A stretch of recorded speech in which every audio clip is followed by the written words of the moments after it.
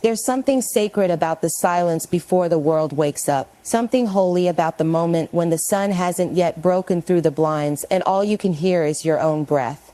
It's not the alarm that determines how your day begins, it's your agreement with what the alarm means.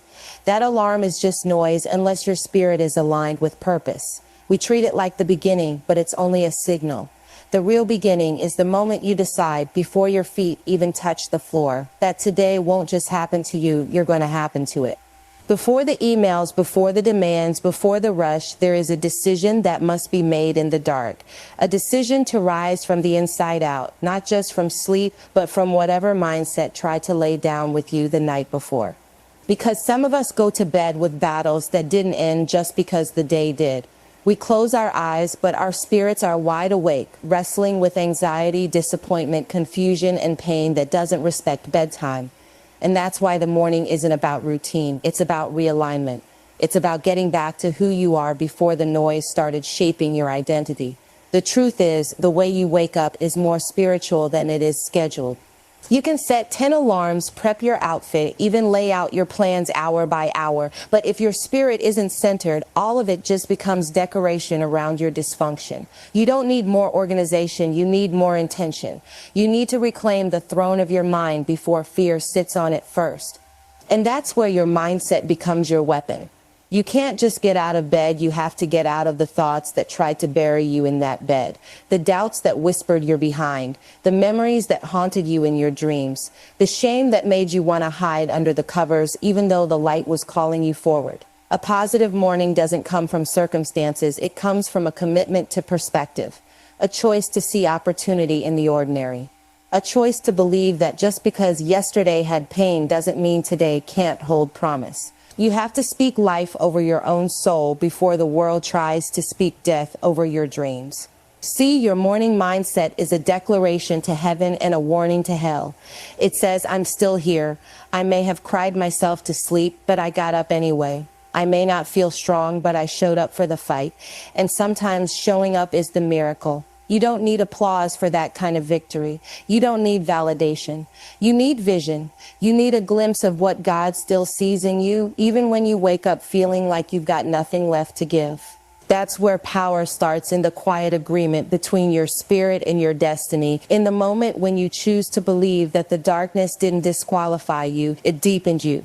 And let me tell you, the enemy fears a woman or man who wakes up with resolve. Not loudness, not busyness, not perfection, but resolve. The kind of resolve that whispers, I've seen enough to break, but I chose to build. The kind of resolve that says, I won't let the past pick the playlist for my present. The kind of resolve that doesn't need a crowd to confirm what God already called you to be. That's why your mindset matters, because how you start sets the tone for how you respond. You can't control what the day throws at you, but you can control what spirit you bring into it. You don't have to match the energy of chaos. You were created to shift the atmosphere, not blend into it. Your mindset is the soil where your day will either grow or wither. If you wake up and immediately let fear plant its seeds, don't be surprised when anxiety blooms. But if you wake up and plant gratitude, plant expectation, plant peace, watch how everything begins to change from the inside out. You don't need the world to be calm for your heart to be still. You don't need everything to be figured out to walk in faith. You need alignment with the one who holds the blueprint when all you see are broken pieces. That alignment starts in your thoughts, in your words, in your breath. Before the day gets loud, give your spirit the first word. Let your thoughts answer to truth, not trauma. Let your eyes open to vision, not just visibility. Let your soul wake up before your schedule does. Before the noise, before the traffic and texts and timelines, before the weight of the world comes knocking on the door of your peace, there is a moment that belongs to you and God alone. In that moment, you are not your title or your to-do list. You are not your role or your reputation. You are simply a soul seeking direction, needing to hear something true before everything else starts talking. Because the world will speak if you let it, and its language is often fear, comparison, anxiety, and urgency. But when you speak life over your day first, before the chaos tries to crown itself king, you set a boundary in the spirit. You say not today, not in my house, not in my mind.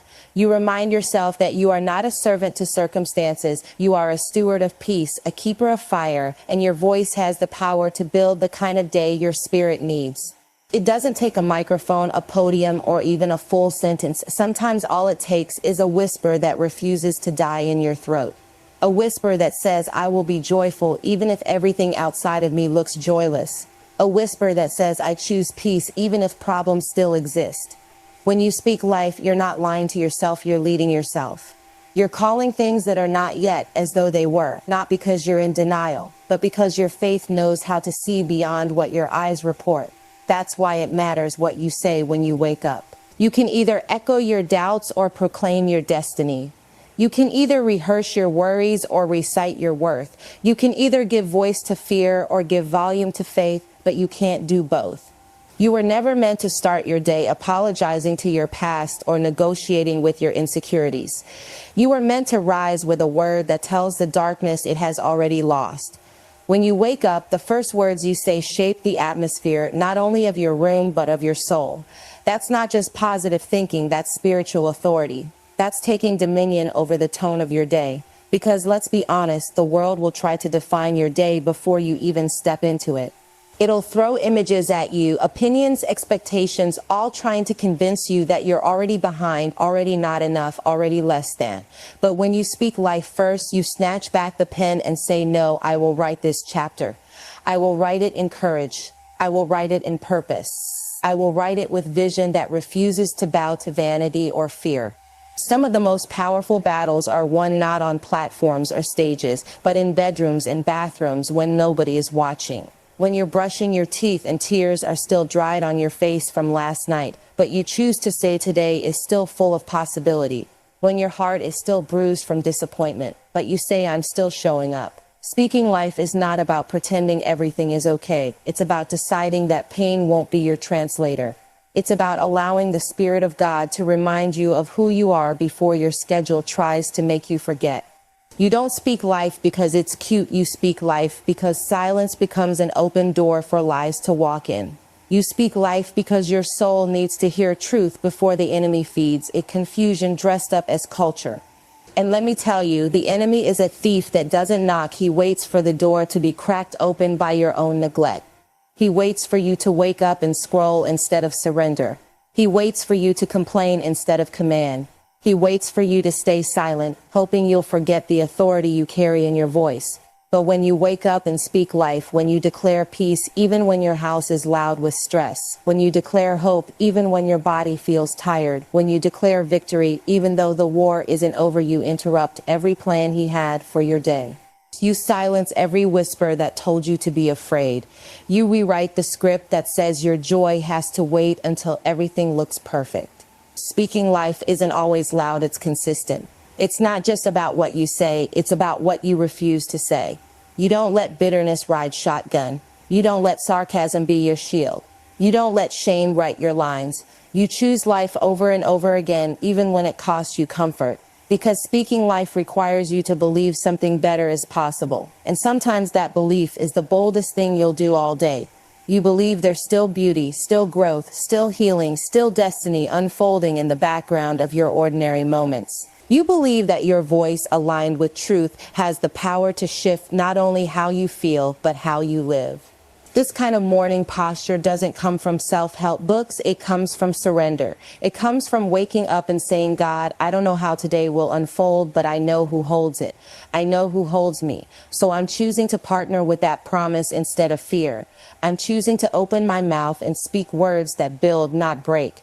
I'm choosing to set a tone that welcomes peace and dismisses pressure. Because once you realize that your words carry weight, you stop throwing them around like they're light. You start speaking like someone who knows they were created in the image of a God who spoke light into darkness and saw it respond. You remember that you were given that same ability to speak and watch the atmosphere change, to declare and watch the enemy scatter, to bless and watch your own heart begin to heal. So when the sun rises and the alarm sounds, you don't just rise physically, you rise spiritually. You lift up your voice and call your soul into position. You remind yourself of what's still true. You speak life because silence is no longer an option. You speak life because you know the world will talk, but heaven listens first. You speak life because somewhere deep down, you still believe that the power to change how this day begins is not in your hands, but it is in your mouth.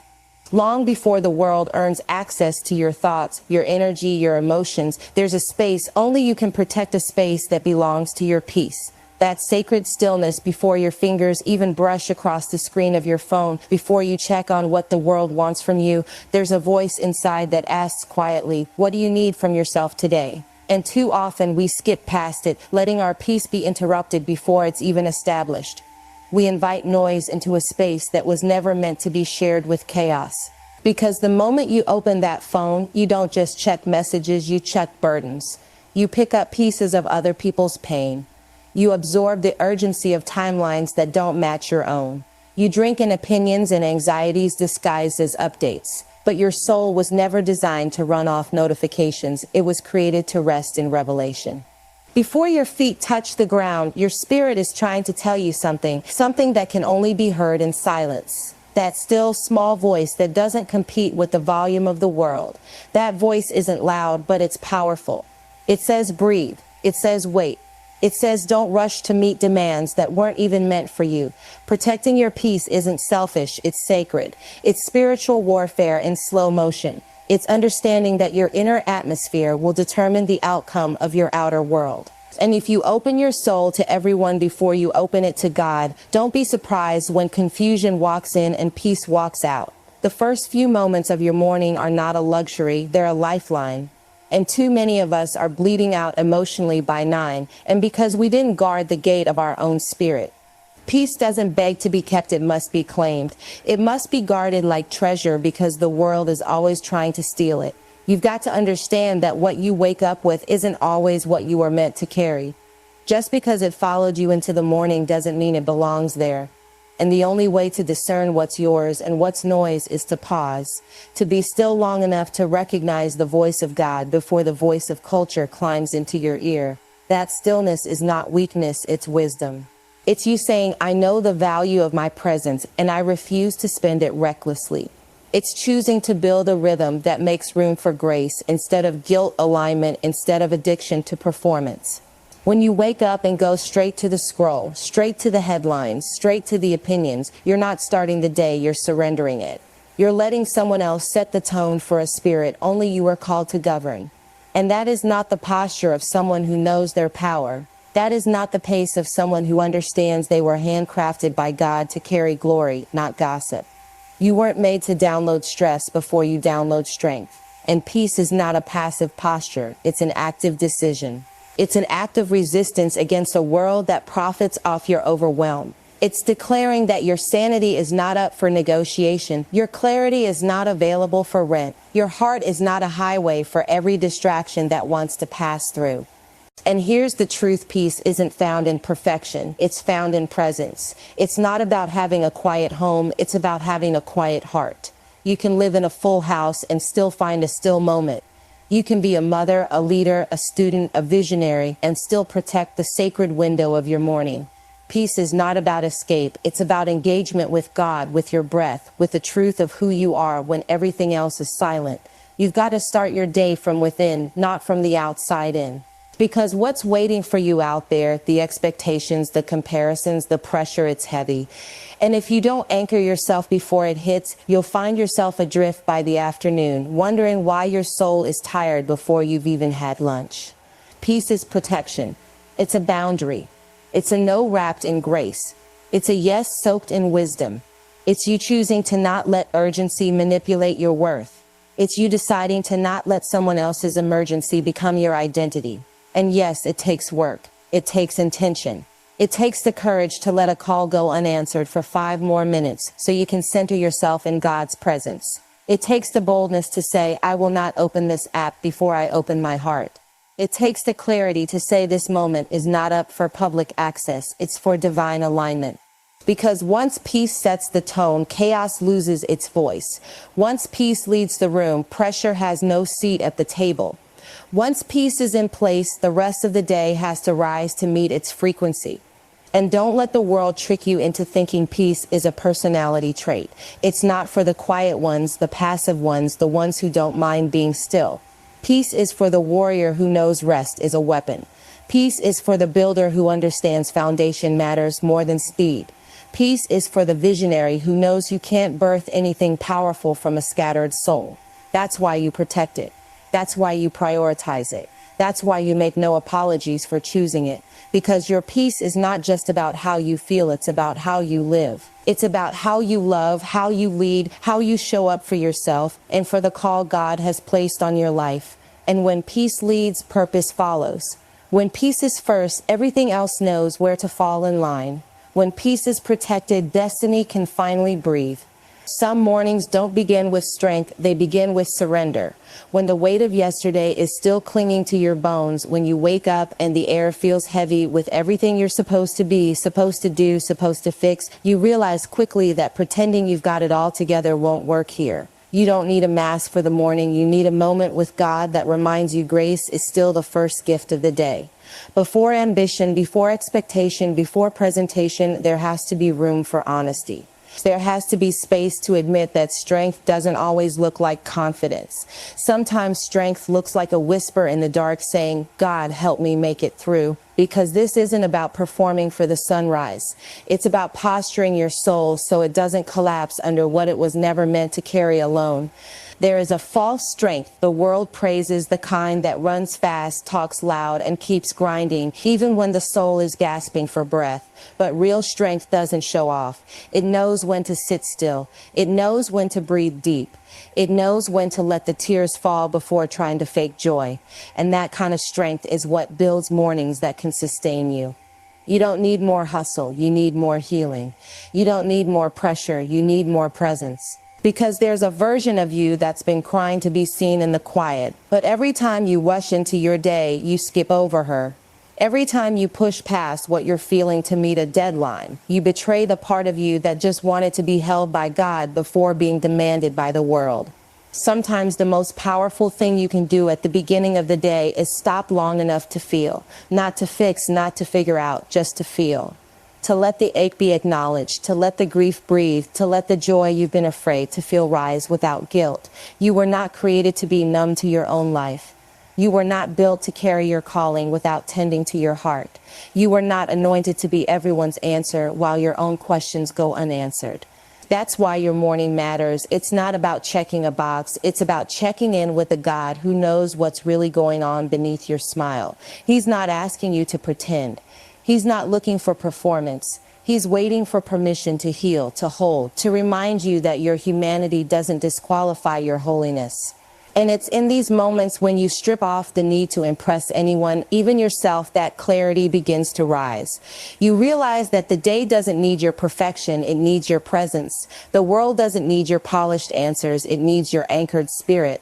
And that anchor is not something you create, it's something you return to. It's the truth that was spoken over you before you were ever broken by life. It's the reminder that your purpose isn't something you earn with productivity. It's something that was placed in you by the breath of God Himself. That truth can only be heard when you're quiet enough to listen. Not quiet with your mouth, but quiet with your soul. The kind of quiet that makes space for healing to come in without explanation, for peace to flood in without needing a plan. The culture will always push you to rush to be seen, rush to be great, rush to be better than who you were yesterday. But destiny doesn't move on deadlines. Purpose doesn't panic when you slow down. What's meant for you won't leave you because you pause to pray instead of post. What's yours won't run from you because you chose stillness instead of striving. This world has tricked us into thinking that our worth is tied to how early we rise, how fast we move, how much we achieve before breakfast. But real kingdom alignment is birthed in surrender, not speed. Real transformation is born in vulnerability, not visibility. That's why you've got to reclaim your mornings, not to do more, but to feel more, to know more, to become more in the spirit before trying to become more for the world. You've got to wake up with enough reverence for your life to not rush through it. You've got to wake up with enough compassion for your soul to not shove it into another cycle of pretending. This morning is not just another moment, it's an invitation. An invitation to meet yourself where you are, not where you wish you were. An invitation to lift up the pieces you've been hiding and let the light of God meet them without shame. An invitation to stop chasing peace and start choosing it right here, right now. Because sometimes the only thing standing between who you've been and who you're becoming is one honest morning. One sacred pause. One breath that says, I'm not okay, but I'm not going to stay stuck. One whisper that says, I'm broken, but I'm still beloved. Let your morning be messy if it needs to be. Let it be tear-filled. Let it be silent. Let it be slow. Let it be a return, not a race. Let it be a moment where you remember that your identity was never found in your pace, but in your posture. Your posture to receive, to rest, to be poured into before pouring out. This is the kind of morning that changes you, not because the sun came up, but because you did. Because you chose to show up whole, even if wholeness looked like broken pieces in God's hands. You chose to breathe through the ache instead of building walls around it. You chose to say yes to healing, even though it means facing the truth. And that yes is where transformation begins, not in the doing, but in the being, not in the perfection, but in the presence. There's a sacred kind of discipline that doesn't look like force. It looks like choosing joy when sorrow would be easier. It looks like deciding to expect goodness even when your circumstances try to teach you not to. Waking up and choosing joy is not about denying pain. It's about declaring that pain doesn't own the rights to your narrative. It's not ignoring what's broken. It's refusing to bow to it. And every morning you have the option to walk into your day with a posture that tells the darkness you saw it, you felt it, but you chose light anyway. That kind of joy doesn't arrive wrapped in perfection. It comes clothed in power. Power to rise above what should have defeated you. Power to believe that the worst day you've lived through still didn't cancel your calling. Power to smile while the healing is still in process. Choosing joy doesn't always feel like a celebration. Sometimes it's as small as making your bed when your heart is tired. Sometimes it's letting the light in through your blinds when your soul still feels heavy. Sometimes it's saying thank you for another chance to try again when yesterday's failures are still fresh in your mind. Joy is not about pretending everything's good. It's about knowing God is still good in everything. And that awareness gives you access to strength you didn't think you had. That kind of joy comes from knowing your life is not in the hands of chance. It's in the hands of a God who's been writing beauty into your story, even in the chapters you didn't understand. It's the kind of joy that walks into the same situation differently, not because the situation changed, but because you did. This joy is not borrowed from people's approval, so it doesn't collapse when they change their minds about you. It's not sourced in perfect plans, so it doesn't fall apart when life gets messy. It's rooted in something deeper, something eternal. It grows from the soil of trust, and every time you water it with gratitude, it multiplies. The more you choose it, the more it becomes your reflex. You wake up and speak things that align with it. You put on peace like a garment. You decide not to let the bitterness from yesterday bleed into the promise of today. Choosing joy means deciding that even in a world full of bad news, your soul can still live in good news. It means your inner environment becomes more powerful than anything happening around you. That's not delusion, that's dominion. It's easy to believe joy is for the people whose lives look easier, whose mornings look peaceful, whose routines flow without resistance. But joy is not for the privileged, it's for the intentional. It's for the ones who've been through hell and decided they won't let their spirit stay there. It's for the woman who cries while putting on her makeup, but still gets up. It's for the man who feels like quitting, but shows up anyway. It's for the soul that has every reason to break, but chooses to breathe, and breathe again, and breathe through the discomfort of growing. That kind of joy is rare, not because it's unreachable, but because it's often misunderstood. It's not hype. It's not a mood. It's a mindset and a miracle. It's a spiritual strategy to protect your peace and activate your faith, even when nothing around you gives you a reason to rejoice. You've got to make joy part of your morning routine like it's a necessity, not an accessory. Because how you start is how you lead, how you show up, how you love. And joy doesn't mean loud laughter every day. It means quiet confidence. It means trusting that what's in front of you won't take you out because of what's within you. It means walking into rooms with an unshakable calm because you already had a meeting with God before you had a meeting with anyone else. You're not waiting for people to act right for your heart to be light. You're not waiting for your bank account to increase before you smile again. You're not waiting for closure to create peace. You're deciding that your joy is not on layaway. It's available now, and you're receiving it like it's already yours. And on the days when joy feels far, when pain is louder than praise, you don't force joy, you fight for it. You pull out the memory of that time God kept you when you didn't know how you'd make it through. You remind yourself of the strength you found in weakness, the beauty you discovered in the breaking, the wisdom that came from the wilderness. Joy isn't just for the good days. It's for the days that try to rob you of hope. The days where everything goes wrong, but something inside you refuses to stay down. You don't wait for the sun to shine, you decide to shine anyway. Because your joy doesn't come from the sky, it comes from your source. And that source has never run dry, never failed, never forgotten the plans he has for you. You begin to see that choosing joy is not just a practice, it's a form of resistance.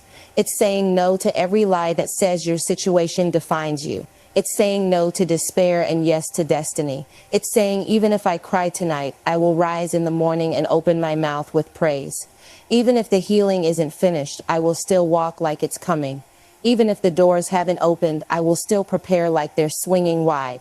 Joy doesn't wait for the evidence, it walks in faith. It walks in the middle of the mess like it's already in the miracle.